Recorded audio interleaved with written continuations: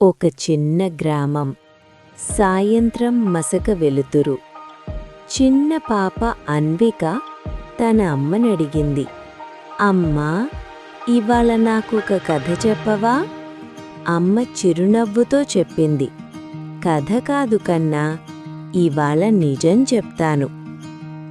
ఒకప్పుడు ఒక చిన్న అమ్మాయి ఉండేది.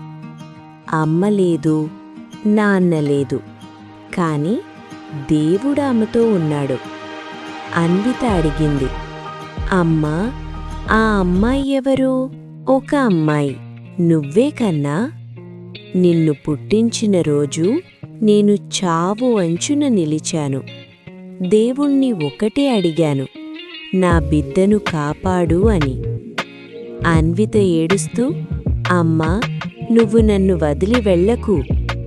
అమ్మ మెల్లగా, నేను వెళ్ళను కన్నా, నీ శ్వాసలో, నీ అడుగుల్లో నేనే ఉంటాను. నెక్స్ట్ మార్నింగ్ అన్విత లేచింది.